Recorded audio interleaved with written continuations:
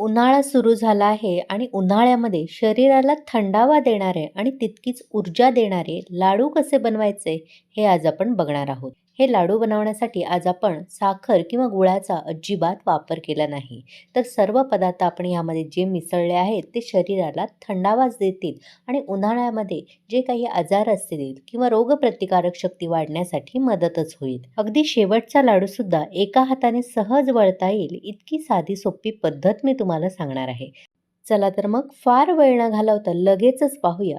उन्हाळ्यात उद्भवणारी डोकेदुखी, मायग्रेन, हाडांचे दुखणे किंवा थकवा घालवण्यासाठी पौष्टिक असे शरीराला थंडावा देणारे लाडू कसे बनवायचे. सर्वात आधी गॅसवर कढई ठेवून मंद आचेवर सुकं खोबरं भाजून घ्यायचं. सुकं खोबरं नसेल तर डेसिकेटेड कोकोनट वापरलं तरी देखील चालेल. त्यानंतर मखाणे घालायचे आहेत आणि मखाणे सुद्धा मंद आचेवर कुरकुरीत होईपर्यंत भाजून घ्यायचे. त्यानंतर मगज म्हणजे टरबूजाच्या बिया घालायच्या आणि त्या सुद्धा छान तडतडेपर्यंत भाजून घ्यायच्या. त्यानंतर भोपळ्याच्या बिया घालायच्या, त्या सुद्धा सालं सुटेपर्यंत भाजून घ्यायच्या.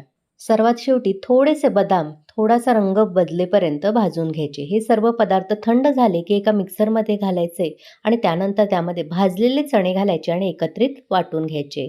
त्यानंतर ह्यामध्ये काळी मिरी पूड आणि वेलची पूड घालून व्यवस्थित एकजीव करून घ्यायचं. कढईमध्ये थोड्याशा तुपामध्ये बेदाणे घालायचे आणि फुलेपर्यंत परतून घेऊन या मिश्रणामध्ये एकत्रित करून घ्यायचं. त्यानंतर कढईमध्ये खडीसाखरेची पावडर थोड्याशा पाण्यासहित घालून पूर्णपणे विरघळवून घ्यायची. चिकट पाक झाला की हा पाक लगेचच या मिश्रणामध्ये ओतायचा आणि त्याचे लाडू वळून घ्यायचे. तुम्हाला माझी आजची रेसिपी कशी वाटली? आवडली असेल तर एक लाईक करा. जास्तीत जास्त लोकांना शेअर करा. प्रेषिताज किचनला सबस्क्राईब करायला विसरू नका. आणि ही रेसिपी सविस्तर पाहण्यासाठी, साहित्याचं अचूक प्रमाण पाहण्यासाठी खाली दिलेल्या लिंकवर क्लिक करा. धन्यवाद.